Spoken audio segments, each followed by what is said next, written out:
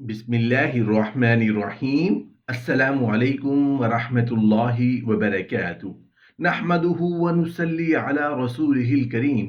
अम्मा बाद। अस्तगफार पढ़कर जिंदगी में खुशहाली लाना। अस्तगफार पढ़ने के मौजज़ात, अस्तगफार की फजीलत, अस्तगफार के फायदे। मोहतरम नाजरीन, दिल से अस्तगफार करना जो हकीकतन मतलूब होता है, यही अस्तगफार दिलों को गंदगी से सफाई दिलाने में सबसे ज़्यादा मुअस्सर होता है। उस अस्तगफार में बहुत ज़्यादा फ़ायदा, अजर सवाब, नफ़ा और बार आवरी और नतीजा खेजी होती है। इससे तकलीफ़ और परेशानी, गम और अंदोह दूर होते हैं और मतलूब व मकसूद हासिल होता है। इसकी वजह से रहमतें और बरकतें नाजिल होती हैं और आफताब व मुसीबत दूर होती हैं। उसका फ़ायदा तमाम मखलूक़ात को पहुँचता है। ज़ुबान और दिल दोनों से इस्तग़फ़ार करना जो कि कामिल फजीलत वाला होता है। इस इस्तग़फ़ार के ज़रिए इंसान के तमाम फ़ज़ाइल इकट्ठे हो जाते हैं, जिस्म और दिल दोनों दुरुस्त हो जाते हैं। यही कामयाबी और भलाई का सरचश्मा है।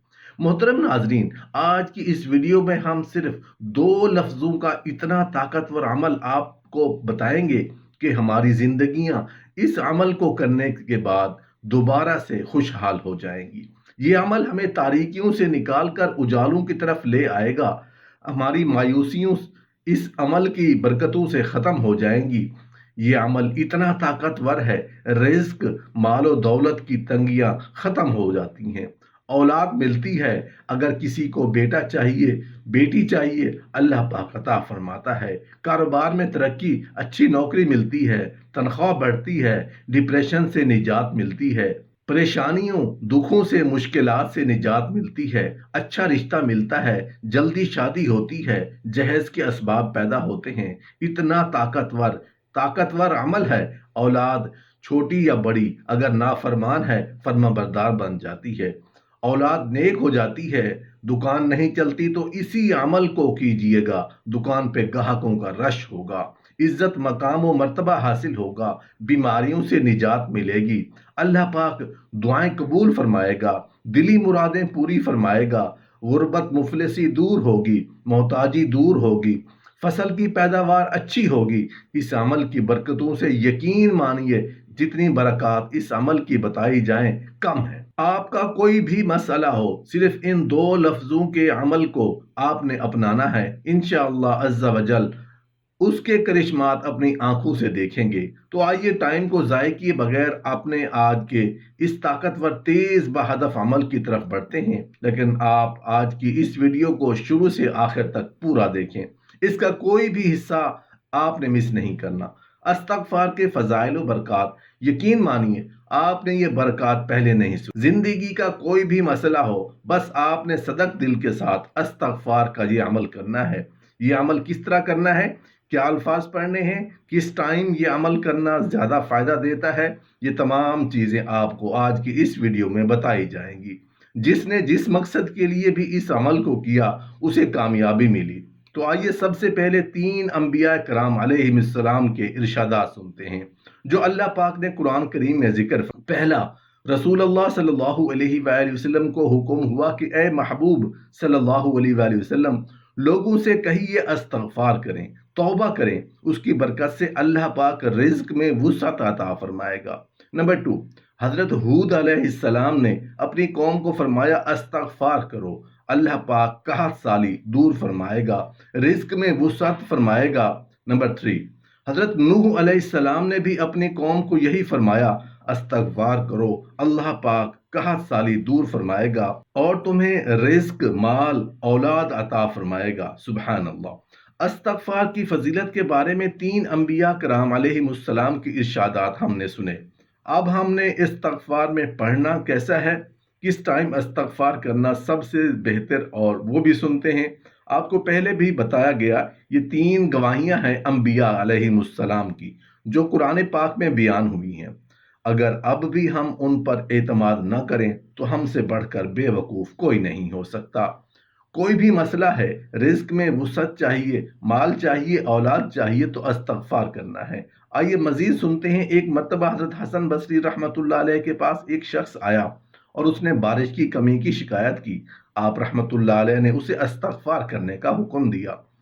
دوسرا شخص آیا، اس نے تنگ دستی کی شکایت کی تو اسے بھی یہی حکم فرمایا۔ پھر تیسرا شخص آیا، اس نے بے اولادی کی شکایت کی تو اسے بھی یہی فرمایا کہ استغفار کرو۔ پھر چوتھا شخص آیا، اس نے اپنی زمین کے پیداوار کم ہونے کی شکایت کی تو اس سے بھی فرمایا کہ استغفار کرو۔ حضرت ربیع بن سبی رحمتullah علیہ جو کہ وہاں حاضر تھے، انہوں نے عرض کیا، آپ کے پاس چند لوگ آئے اور انہوں نے طرح طرح کی حاجتیں پیش کی اور آپ نے سب کو ایک ہی جواب دیا کہ استغفار کرو۔ اس پر امام حسن بصری رحمتullah علیہ نے یہ آیت پڑھی، پارہ نمبر 29 سورہ نوح کی آیت نمبر 10، 11، 12۔ اپنے رب سے معافی مانگو، بے شک وہ بڑا معاف فرمانے والا ہے۔ تم پر موسلا دھار بارش بھیجے گا اور مال اور بیٹوں سے تمہاری مدد کرے گا اور تمہارے لیے باغ بنا دے گا اور تمہارے لیے نہریں بنائے گا۔ سبحان اللہ، یہ ہے برکات استغفار کرنے کی۔ سب مسائل کا ایک ہی حل، وہ کیا ہے؟ استغفار کرو۔ آئیے ایک واقعہ سنتے ہیں استغفار کے فضائل و برکات کے حوالے سے۔ لیکن جتنے بھی دوست احباب سن رہے ہیں، آپ کو یہ فضائل و برکات اس لیے بتائے جا رہے ہیں تاکہ ہمارے اندر جذبہ پیدا ہو، ہمارے اندر شوق پیدا ہو اور یہ ہم سمجھ جائیں کہ ہر مسئلے کا حل استغفار کے اندر موجود ہے۔ جیسا کہ شروع میں آپ کو بتایا گیا، مال چاہیے، رزق چاہیے، کوئی بھی مسئلہ ہے تو بس آپ نے استغفار کی عادت بنانی ہے۔ کیا کلمہ پڑھنا ہے وہ بھی آپ کو بتاتے ہیں۔ مسلمانوں کے دوسرے خلیفہ حضرت عمر فاروق اعظم رضی اللہ عنہ کے دور خلافت میں ایک مرتبہ قحط سالی ہوئی، بارش نہیں ہو رہی تھی۔ حضرت عمر فاروق رضی اللہ عنہ نے بارش کی دعا کے لیے لوگوں کو جمع کیا، میدان میں تشریف لائے اور صرف استغفار ہی کرتے رہے۔ کان کھول کے سن لیجئے، بارش نہیں ہو رہی، قحط سالی، سب لوگوں کو دعا کے لیے جمع کیا، میدان میں تشریف لائے اور صرف استغفار ہی کرتے رہے۔ اس کے علاوہ اللہ پاک سے کچھ نہ مانگا، بس اسی استغفار کی برکت سے بارش۔ لوگوں نے حیران ہو کر بولے، اے امیر المومنین، ہم بارش کی دعا کے لیے آئے تھے، آپ نے تو دعا ہی نہیں کی۔ اس پر حضرت عمر فاروق اعظم رضی اللہ عنہ نے قرآن کریم کی یہ آیت مبارکہ تلاوت فرمائی، پارہ 29 سورہ نوح کی آیت نمبر 10، 11۔ اپنے رب سے معافی مانگو، بے شک وہ بڑا معاف فرمانے والا ہے۔ تم پر موسلا دھار بارش بھیجے گا۔ خدا را استغفار کی عادت بنا لیجئے۔ استغفار کی برکت سے واقعی تنگ دستی دور ہوتی ہے، محتاجی اور مفلسی سے نجات ملتی ہے۔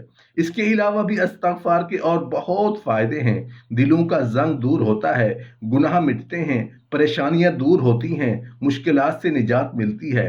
جس مسئلے کے لیے بھی آپ استغفار کی عادت بنائیں گے، استغفار کا وظیفہ کریں گے، وہی مسئلہ حل ہو جائے گا۔ آئیے اب استغفار کرنے کا طریقہ بالکل توجہ کے ساتھ سنیں۔ تو دوستو، ہمیں استغفار کی عادت تو بنانی چاہیے۔ استغفار کا معنی کیا ہے؟ استغفار کا مطلب کیا ہے؟ اس کا مطلب ہے کہ مغفرت کی دعا کرنا۔ اب ہم نے پڑھنا کیا ہے یہ بھی سن لیجئے۔ سب سے آسان کلمہ استغفر اللہ، تو آپ استغفر اللہ پڑھتے رہیں، یا پھر استغفر اللہ ربی من کل ذنب واتوب الیہ پڑھیے، یہ بھی استغفار ہے۔ تو دو کلمات ہمیں پتہ چلے، یا تو آپ استغفر اللہ کا ورد کریں یا پھر استغفر اللہ ربی من کل ذنب واتوب الیہ، جو آپ کو آسان لگے۔ اس کے علاوہ احادیث میں استغفار کے اور بھی صیغے بیان ہوئے ہیں، ویسے تو چلتے پھرتے بھی استغفر اللہ پڑھتے رہیں، انشاءاللہ الکریم فائدہ ہوگا۔